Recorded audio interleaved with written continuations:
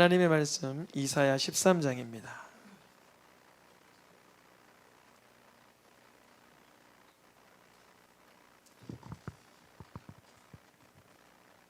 (1절에서) (4절까지) 한 절씩 읽겠습니다. 이사야 13장입니다.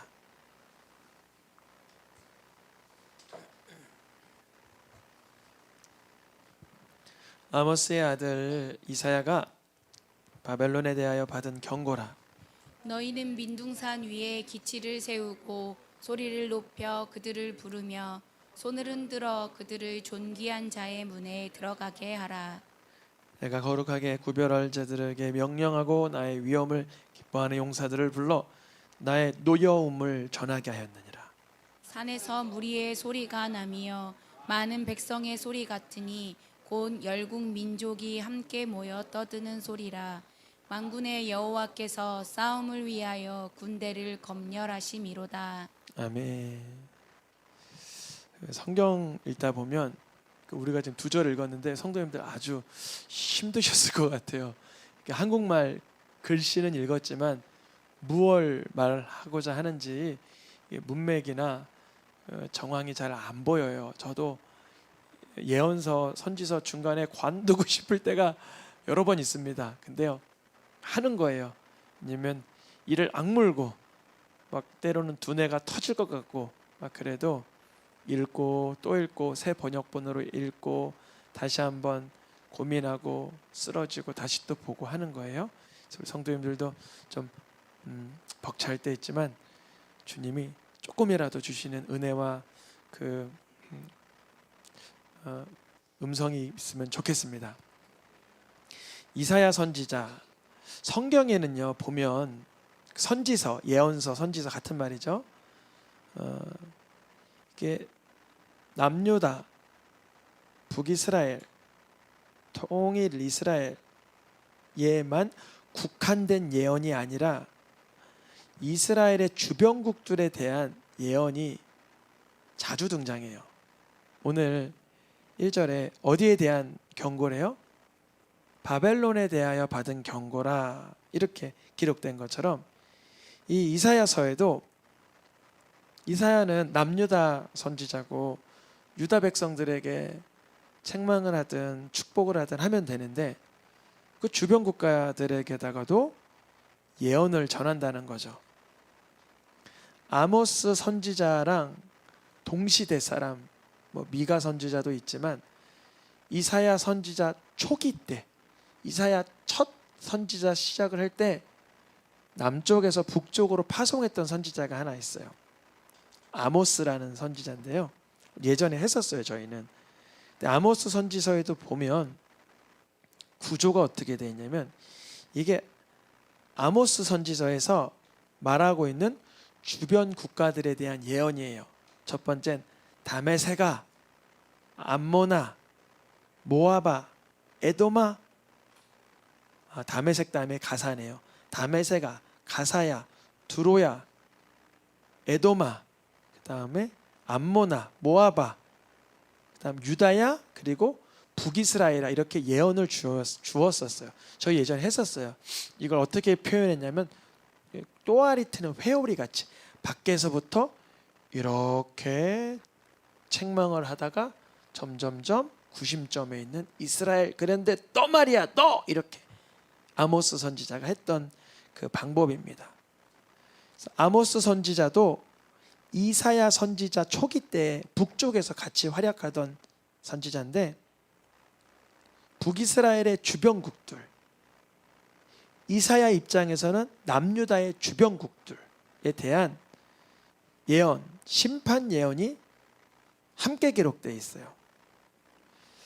근데 그 예언에 아모스 선지자든 이사야 선지자든 공통점은 그 주변국들에다가 왜 심판 예언을 하셨냐면 교만함에 관한 심판이었어요. 무엇에 관한 심판이요? 교만함에 관한. 저희가 지난 주일에 익숙한 죄에서 벗어나기, 두 번째 시간으로, 첫 시간은 서론을 하고 지난주가 두 번째 주에 첫 죄악이 뭐였냐면 교만이었어요. 교만을 우리가 죄로 인정하지 않는 두 가지의 근거를 하나 생각을 해봤는데, 하나는 교만은 권력처럼 여겨져요. 그러니까 권력이 있으면 교만이 죄라 여겨지지가 않는다는 거죠.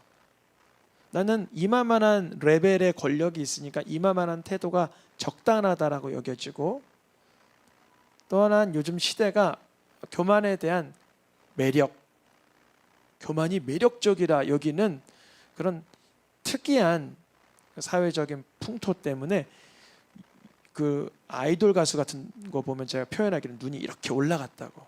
그래서 그게 멋진 걸로 다 이렇게 사진이 막 그런 뭐라 그러죠? 사진 같은 데도 걸려 있고 그래요. 하나님께서는 북이스라엘의 아모스 선지자든 남유다의 이사야 선지자든 주변국들에 대해서 책망하실 때는 교만한 자, 마음이 하나님 없어도 든든한 자, 교만한 자. 오바댜 선지서는 에돔에게 주신 말씀인데 거기서도 등장하는 게 교만인데요. 뭐라고 말해요? 에돔 사람들이 날 누가 끌어내릴 수 있어? 이렇게 말해요. 예레미야 선지자도 그 주변국들을 심판하는 하나님의 말씀을 전하는 선지자 중에 하나인데요. 예레미야 선지자는 이사야보다 한 120년 정도 뒤의 사람이죠. 근데 그때에도 주변국들을 하나님의 심판의 메시지를 전할 때는 아마 이게 절정인 것 같아요. 성경 어느 한 구절에도 교만에 대한 단어가 거만, 오만, 자고, 심한 교만. 누가 그랬다고요? 모압이라는 나라가. 그래서 하나님은 그 모압의 교만과 심한 교만과 자고와 오만과 거만을 책망하세요. 우리가 오늘 13장부터 이후로 이사야 4분의 1 지점, 5분의 1 지점에 지나가는데 이후로 10장 정도는 이스라엘 남유다 주변국들에 대한 심판에 대한 예언이에요. 그때마다 동일하게 다 등장하는 단어가 뭐냐면 이사야 우리가 읽을 이후의 말씀들을 먼저 좀 보는데요. 교만한 자를 주님은 멸시받게 하고 주님은 교만한 자를 그를 짓눌러 버릴 것이며 오만한 자는 오히려 그의 결박이 더 단단해질 거라 이렇게 말씀을 주셔요. 그러니까 오늘 우리가 이사야 13장 1절, 2절, 3절, 4절을 읽었는데 바벨론에 대한 이야기를 왜 주시나? 그가 얼마나 하나님 앞에 높아졌는가에 대한 심판이라는 거예요. 그리고 오바댜든 아모스든 예레미야든 어떤 예언서든 주변 국가들에 대한 하나님의 심판의 예언은 오만과 교만에 대한 부분이고요. 이후로 이 주변국들에 대한 순서는 오늘 바벨론, 다음 주에 블레셋, 그 다음 주엔 모압, 다메섹, 애굽, 두로까지 10개 나라에 대한 심판을 얘기하시는데 그때마다 등장하는 얘기는 교만함, 오만함, 거만함 이런 부분입니다. 우리가 하나님 앞에 예수 그리스도의 사람이라는 건 예수님이 나를 위해서 저주의 십자가를 형벌을 받으셨기에 더 이상 내가 나를 하나님 앞에 옳다라고 내가 높다라고 말할 수 없는 존재라는 걸 기억하시길 축복합니다. 우리는 겸손하기를 주님 앞에 구해야 됩니다. 그래서 주님께서 이 바벨론에 대한 심판을 이제 어떻게 끌어가시냐면 바벨론에 대한 심판에 대한 말씀인데요. 바벨론에 대하여 받은 경고라. 2절부터 3절부터 보면 이 바벨론에게는 이제 나의 노여움을 하나님께서 전하고자 하십니다. 빨간 글씨만 읽어보겠습니다. 나의 노여움을 전하게 하였느니라. 어떻게 해요?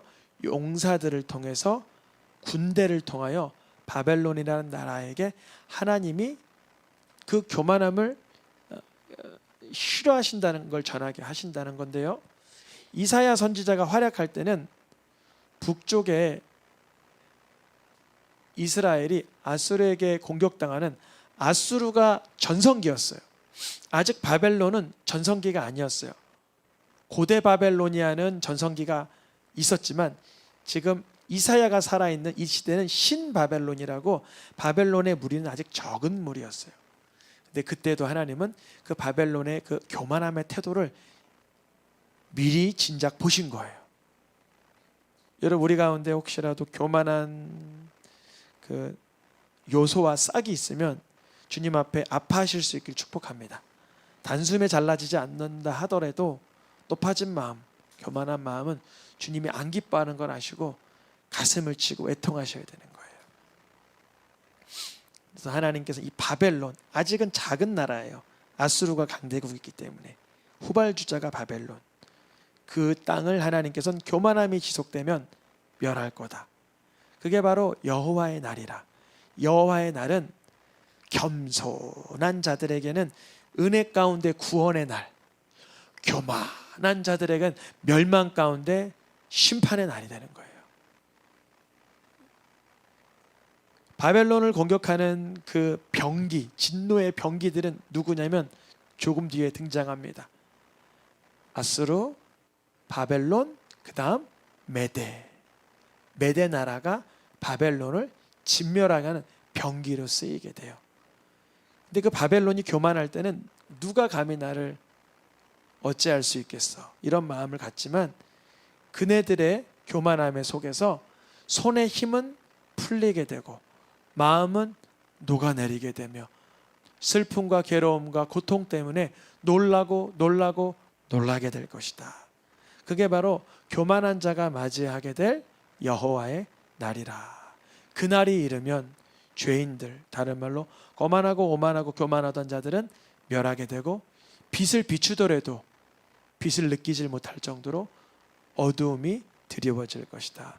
그 이유는 다시 말씀드리지만 11절과 12절의 핵심이 등장합니다. 교만한 자, 오만한 자, 거만한 자를 벌하고 끊고 낮추기 위해서 하시는 일이라. 아멘입니다. 그런데 사실 자주 말씀드리지만 이걸 뒤집어서 보면 살아있는 동안 교만과 오만과 거만이 벌해지고 끊어지고 낮추어진다면 복이죠. 복입니다. 아프지만 쓰라리고 괴롭고 부끄럽고 눈물 나고 얼굴이 화끈거리지만 교만과 오만과 거만이 끊어지고 벌받고 낮춰진다면야 차라리 복입니다. 하나님 앞에 은혜 받을 준비가 되는 것이죠. 주님이 하나님의 표현적으로 그 인간적 표현이죠. 분하여 맹렬히 하나님께서 노하시는 날, 이 바벨론 민족이 자기 동족에게 돌아가며 본향으로 도망하려고 하더라도 그럴 수 없다는 거예요. 회개하지 않으면, 겸손치 않으면 찔리겠고 엎드러지겠고 당하겠다는 거예요. 누구를 통해서 하신다 그랬죠? 바벨론을 메대를 통해서. 메대 사람을 충동시켜서 바벨론을 치게 하고 메대 사람을 활용하여서 활로 쏘아 죽이게 한다는 거예요. 이 시대에는 아수르 전성기인데 바벨론은 아직 몽글몽글 올라오나 하는 정도였다면 메대 사람은 아직 가치가 없는 희소한 민족인데 그 메대 사람들을 아수르 강대국 속에서 바벨론 사람이 그 다음 차기 제국으로 바벨론이 쓰임받을 때 메대 사람에 대한 그 괴로움을 심하게 했었어요. 그래서 메대 사람들은 잘 보세요. 은을 뺏기 위해서, 금을 뺏기 위해서 바벨론 사람을 죽이는 게 아니었어요. 죽이는 것 자체가 목적이었고 살상하는 것 자체가 목적이었어요. 그래서 메대 사람을 통해서 바벨론 사람들을 징벌하실 것을 주님이 예언하시는 거죠. 예전에 바벨론이란 나라는요, 영광이었어요. 그 이름 자체가 영광스러움이었고 그 바벨론이라는 나라는 그 이름 자체가 갈대아 지역의 자랑거리였어요. 그런데 언젠간 그 교만함 속에서 바벨론은 뭐가 된다는 거예요? 놀잇감, 조롱감이 된다는 거예요. 우리의 삶 속에 우리가 조금이라도, 아주 조금이라도 내게 권력과 나의 어떤 권한과 나의 어떤 입장이 단단해질 때 더 부드럽고 겸손하게 무릎으로 나아가시길 축복합니다. 주님은 이사야 선지자를 통해서 왜 바벨론에 대한 교만함을 말씀하시며 그의 심판을 말씀하시는가? 남유다 백성들을 향하여서 오히려 거울로 볼 수 있게 하는 말씀이죠. 우리가 이제 뉴스나 텔레비전을 보면서 많은 사람들의 잘못된 태도나 범죄의 소식이나 이런 모습을 볼 때 혹시 내게는 그러한 영적 지점은 없는가 돌아봐야 되는 것입니다. 이사야 시대에 바벨론은 아직 강대국은 아니었지만 교만함에 하나님께서 심판하신다는 말씀으로 인하여 그들이 회개하기를 기대하셨던 거예요. 만약에 그들이 회개하지 아니하면 메대 나라를 통하여 그들이 징벌받고, 그러면 그들의 땅은 어떻게 변화될 것인가? 어떻게 변질될 것인가? 바벨론이란 곳은 이제 들짐승이나 살게 되고 들깨나 살게 되며 승약이나 살고 뭐 들량이나 살게 되고 타주가 살게 되는 그런 황량한 곳이 될 것이라 그래요. 근데 이 이사야에 등장한 바벨론 심판에 대한 말씀이 2700년 지난 2700년까지는 아니죠. 700년 지난 사도 요한 시대에 계시록에도 등장합니다. 여러분, 계시록에 등장한 큰 성 바벨로나 무너졌도다, 무너졌도다, 큰 성 바벨론이 무너졌도다 라는 말씀이요, 사도 요한 당시에는 바벨론이라는 나라는 없었죠. 로마 시대였으니까. 근데 바벨론은 늘 무엇을 상징하냐면 세속적인 세상, 하나님 없는 쾌락 중심적인 인생들, 하나님 없는 사상, 이런 것을 전반적으로 지칭하는 거예요. 그러한 곳은 결국 어떻게 되나, 오늘 바벨론의 결론처럼 큰 성 바벨론엔 뭐가 모이는 곳이 돼요? 귀신이 모이는 곳, 더러운 영이 모이는 곳, 더럽고 가증한 새가 모이는 곳이 되었도다. 이거나 다르지 않다는 거죠. 물론 바벨론 시대에 이런 일은 역사적으로 실제적으로 있었고, 사도 요한이 계시하여 말하는 바벨론 성의 무너짐으로 인해서 이렇게 더러운 영적 상태가 되는 그곳은 어딘가? 오늘날에도 하나님 없다 하는 곳, 하나님 경외하지 않는 곳, 예수 그리스도를 내 구주라고 모시지 않는 곳에는 결국 아무리 그곳이 빛나고 윤기나는 곳이었다 하더라도 이러한 곳이 되는 것을 우리는 보고 있습니다. 하나님을 경외할 때 그곳이 하나님의 영광이 드리워져서 더러운 것은 떠나가고 하나님 기뻐하는 복된 것이 임하는 곳이 될 줄 믿습니다. 우리 성도님들의 삶 속에 오늘 이사야 말씀 13장처럼 왜 남유다 백성들에게 바벨론 이야기를 하시나, 우리에게도 마찬가지죠. 내 얘기 아닌 것처럼 세상에서의 사람들은 교만해, 세상에서의 사람들은 쾌락 중심이고 세상에서 사람들은 세속적이야 라고 주님이 말씀을 주실 때 그것이 거울이 돼서 내 말씀이 돼야 되는 거죠. 혹시 내 속에는 오만함, 거만함, 높아짐, 하나님 미워하시는 영적 상태는 없었는지를 돌아보며 이번 주일의 말씀처럼 예수님께서 가르쳐 주신 겸손을 주님께 배울 수 있기를 축복합니다. 찬양하며 기도하겠습니다.